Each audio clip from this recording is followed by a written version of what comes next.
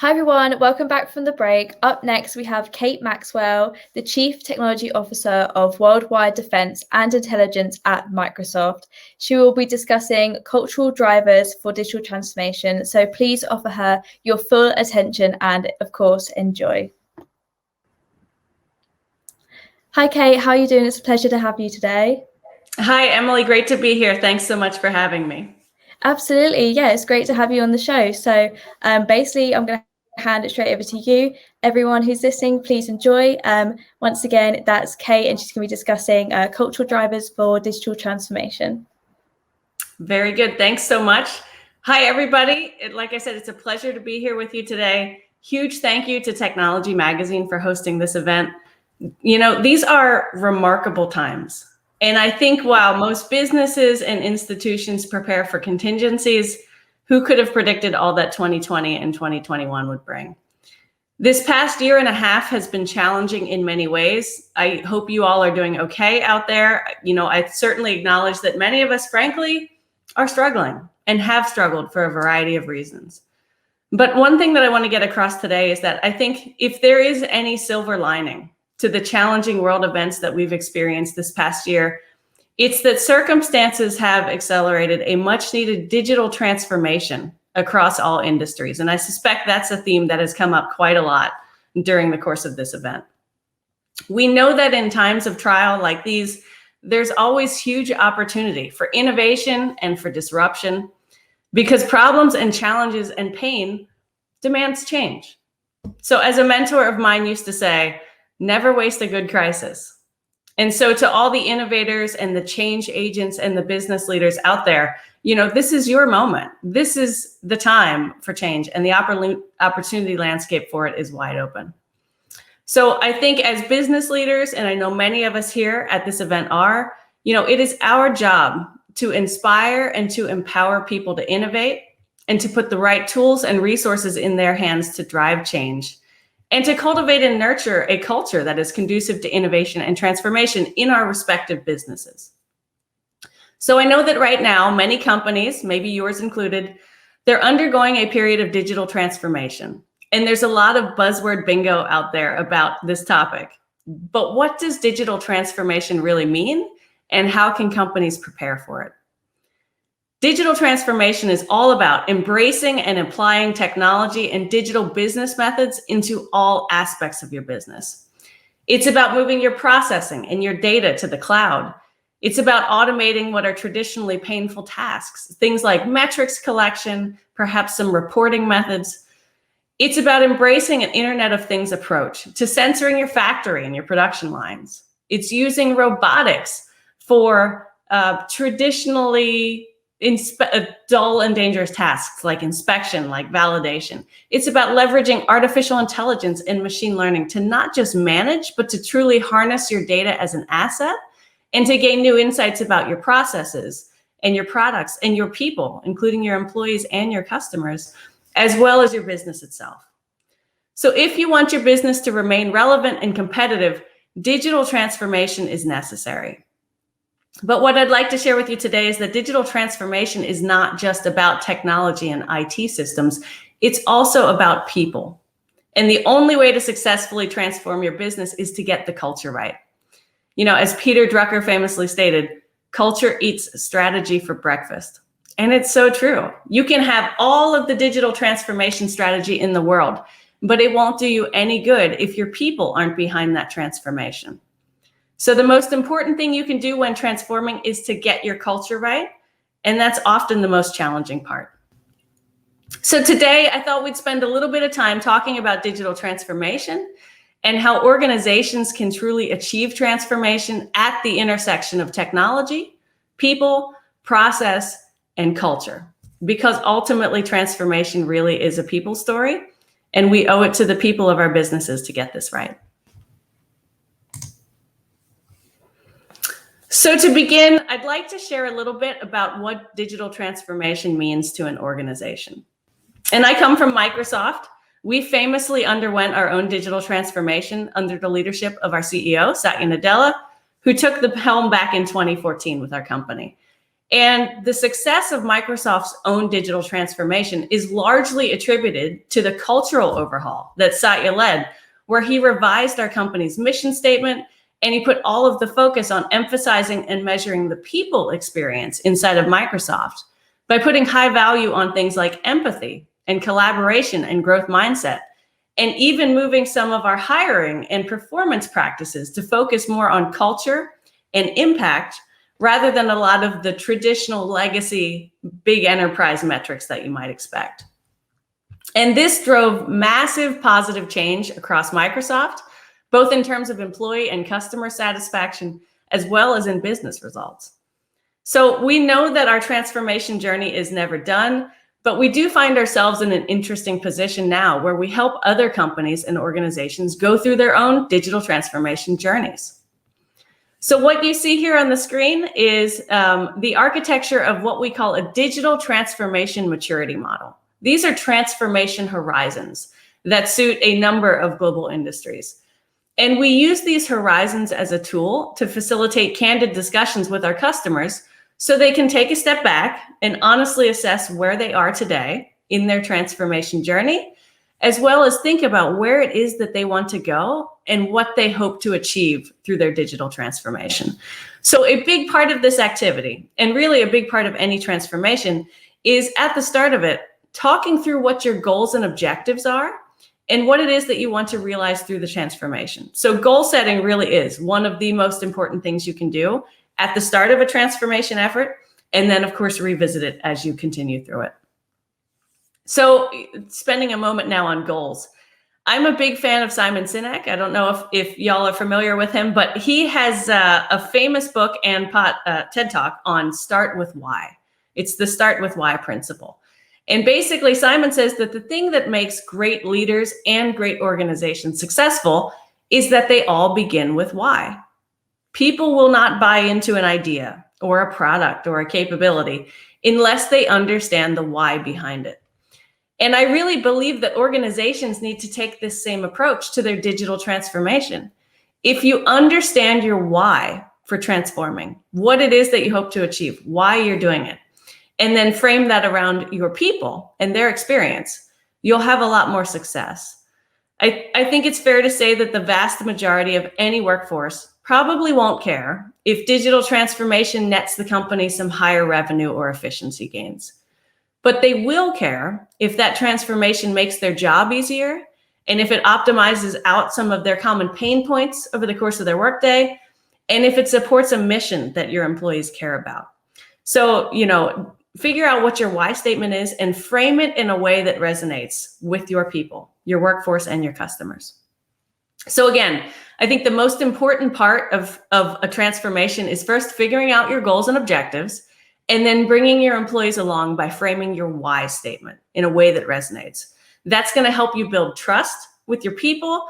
There will be greater transparency and a greater commitment by your workforce in your transformation journey. And it will help your employees become personally invested in making that transformation a reality.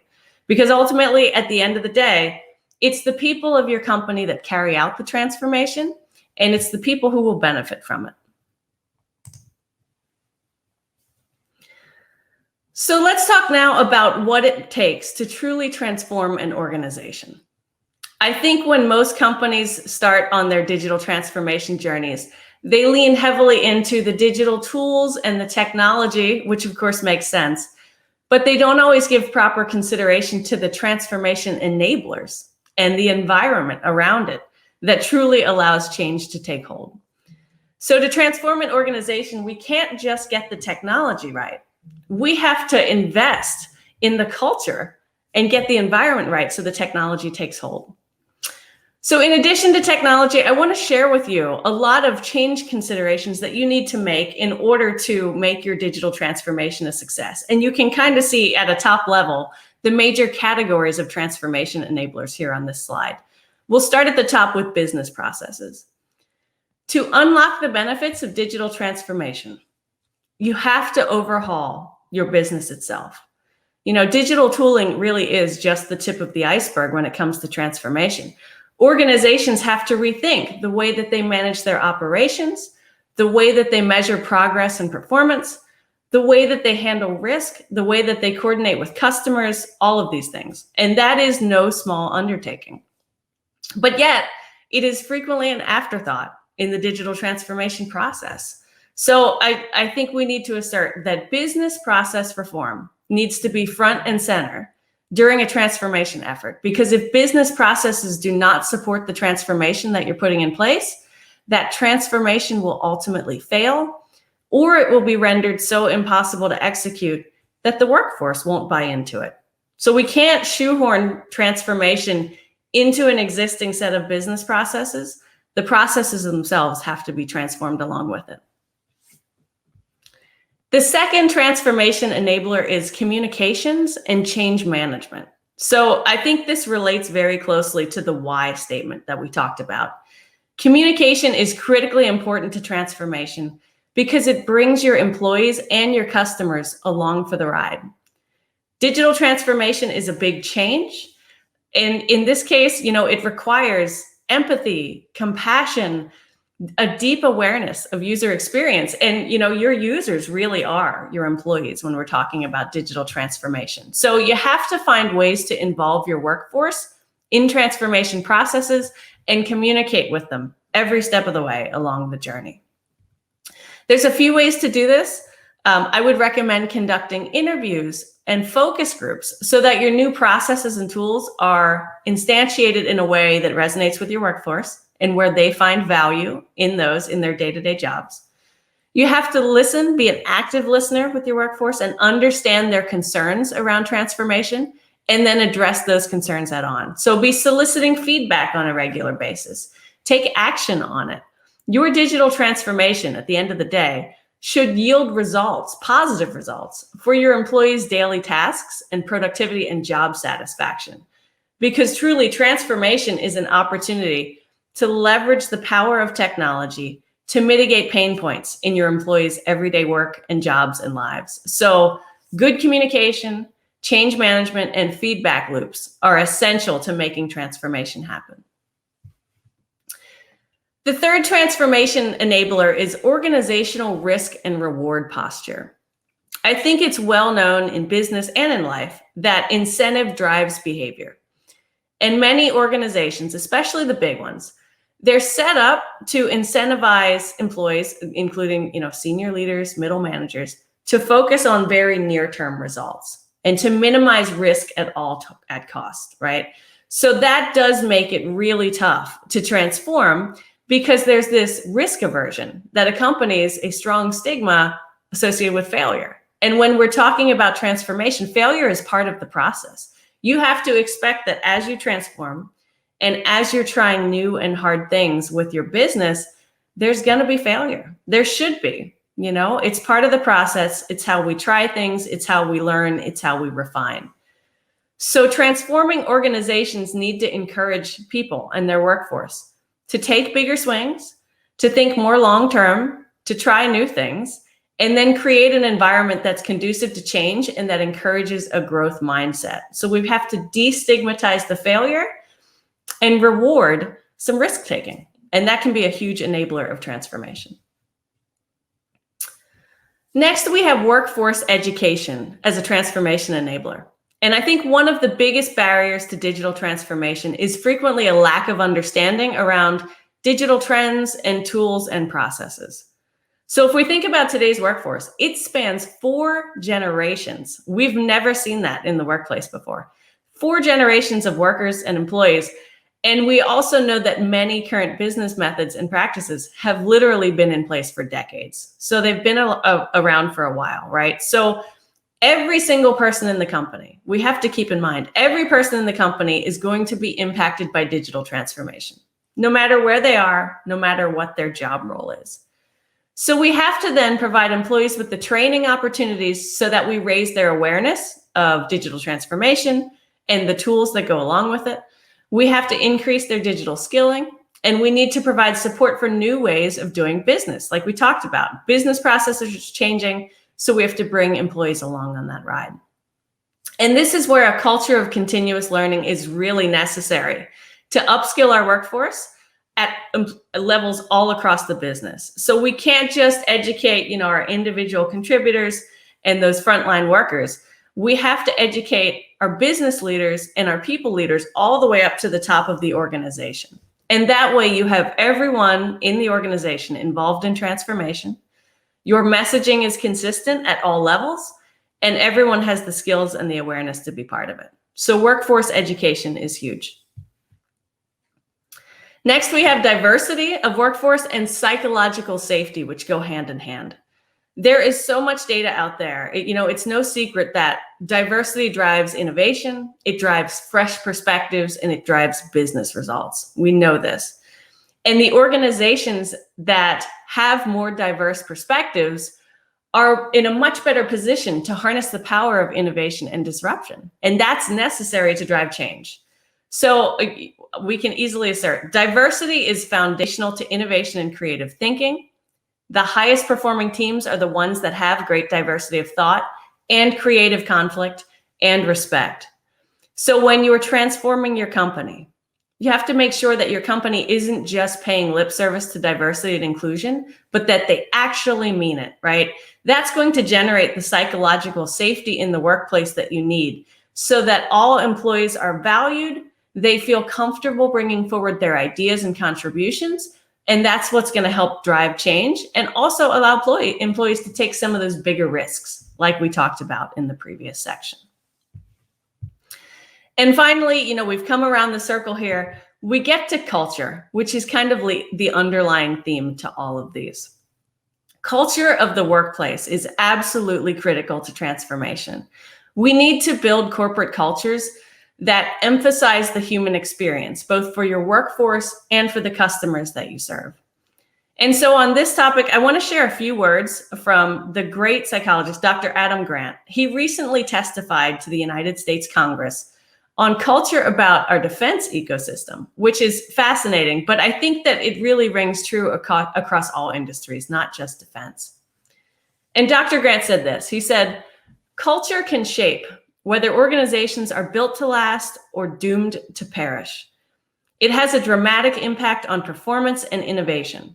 And innovation is discussed mostly in terms of new technology, but innovation ultimately rests on people. Buying all the advanced machines, software, and data in the world doesn't guarantee that people will rethink old strategies and develop new ones. Our ability to avoid falling behind depends on a culture of innovation, values, and norms that support the generation and successful implementation of creative ideas. End quote. I absolutely love it, and I fully agree. And in his testimony, Dr. Grant then went on to identify 3 mindsets that frequently undermine a culture of innovation and change. And I'd be curious to hear if any of these resonate with you. Those mindsets, and they're really damaging, are that's too risky, that's not the way we've always done it, and that will never work here. I don't know about you, but it drives me crazy when I hear these in the workplace, and we hear it a lot. So to truly transform an organization, we have to empower our people to be change agents. We needed to challenge mindsets like the ones that Dr. Grant laid out there, because they stand in the way of transformation, and we ultimately have to get the culture right so that transformation can take hold. So those are just a few examples of enablers for digital transformation. And again, if you take anything away from today, I would like it to be that digital transformation is not just a technology story. It's about people and process and culture. And so these transformation enablers are absolutely critical to driving real change. So, my last slide, I'd like to close by offering this. I think every single company on the planet is becoming a tech company and a digital company. And the ones who can adapt to change and embrace technology intensity the fastest are the ones who will thrive. Those who embrace tech intensity are the ones that remain relevant. They position themselves as agile and disruptive and future ready. So when we talk about tech intensity, it is a big, important element of transformation. And I wanted to share with you just briefly the Microsoft blueprint for tech intensity. First of all, what is it? Tech intensity is defined as an organization's rate of technology adoption along with its ability to build its own digital capability. And of course, culture is a key part of this. So if we look at the right side of this equation, we'll start with tech adoption. Every organization needs to be a fast adopter of best-in-class technology. And equally important, they also need to build their own unique digital capabilities to serve their customers and the business. So that means that organizations need to provide their workforce with access to the latest platforms and tools and training so that the workforce isn't recreating technology that's already been commoditized and is already out there. And that, of course, requires that you have the right IT policies and processes and risk posture in place so that your workforce can use that technology. Next, we have tech capability.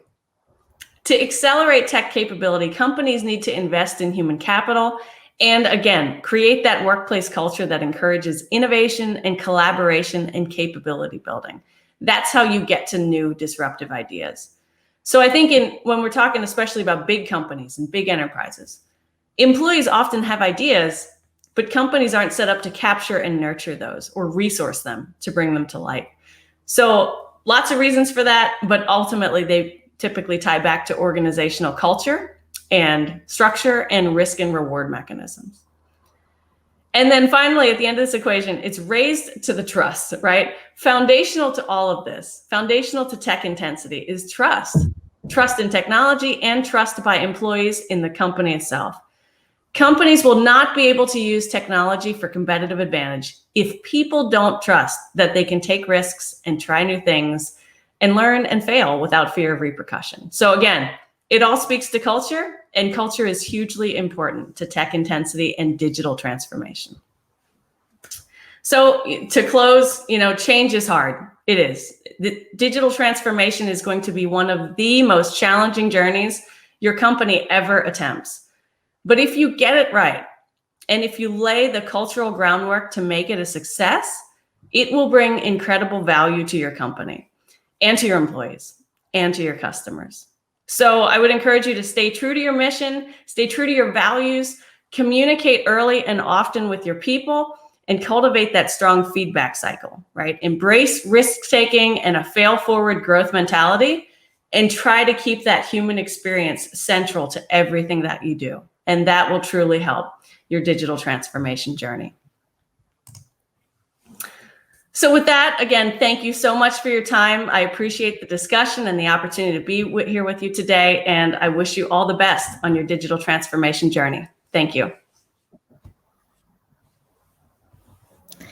Thank you so much for your amazing insights, Kate. That was fantastic. I'm sure that everyone listening today has gained extreme value from the all-important topic of digital transformation.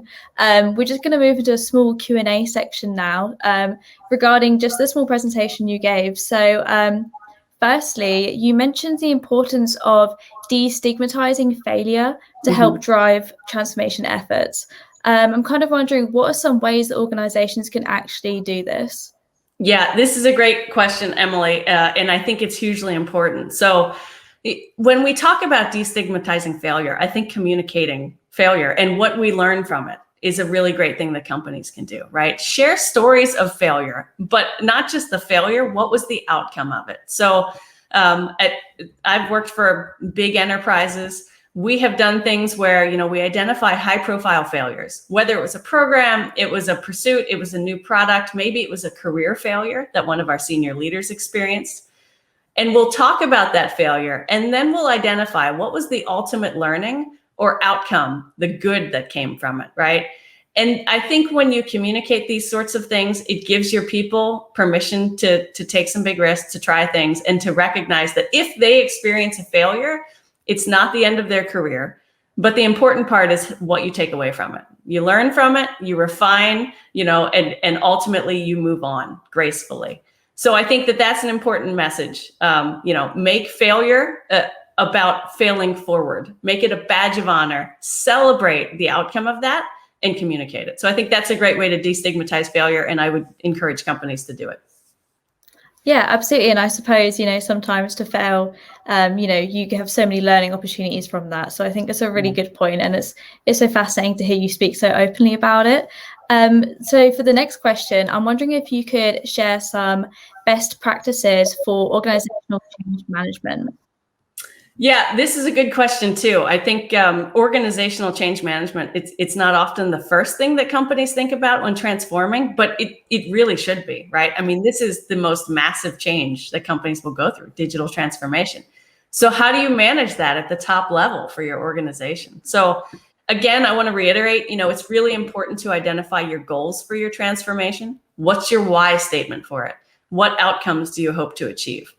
And then develop a roadmap around that. So set up some key milestones and kind of put like a project management structure in place. Figure out how you're going to measure progress against those milestones. I personally love objectives and key results, OKRs, define some of those and then figure out how you're going to measure yourself against them. I also recommend that companies take an agile approach to digital transformation. If you say we're going to transform everything all at once, right from the start, you're biting off more than you can chew, and you're probably going to get yourself in trouble in a hurry. So start with some small transformation experiments. Start with a smaller scope, experiment, learn from those things, refine, and then expand accordingly. So agility is a really strong way to manage your change. And then again, develop a strong communications plan. Communicate early, communicate often, communicate at all levels of the business, and put methods in place to take some pulse checks so that you're getting that feedback that you need from your workforce and from your customers about what's going well in your transformation, what's not going so well, what are people worried about? What are they concerned about? What are the new pain points that are popping up as you transform? And then make sure you address those as you go.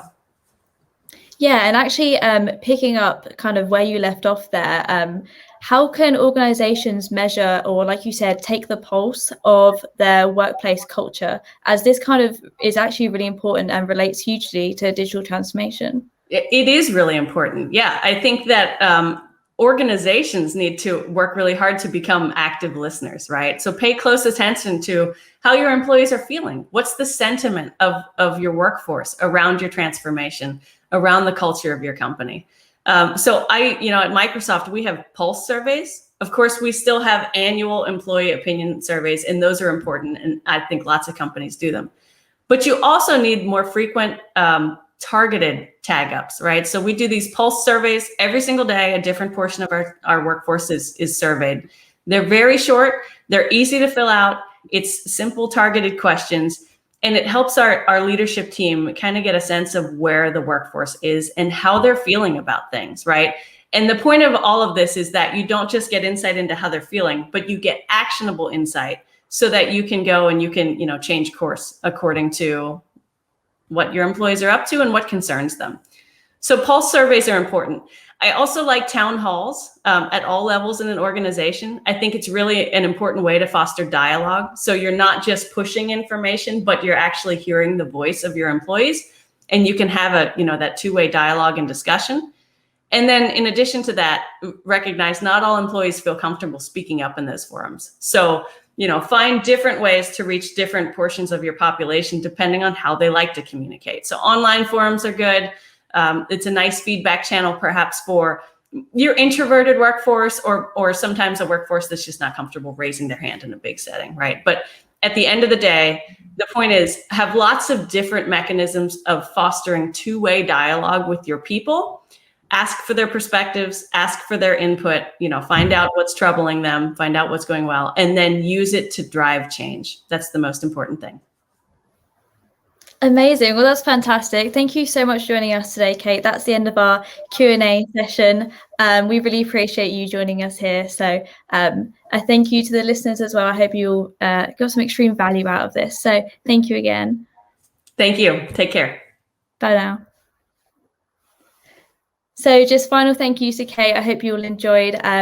Don't go anywhere. Stay tuned to hear from our next speaker in a short moment.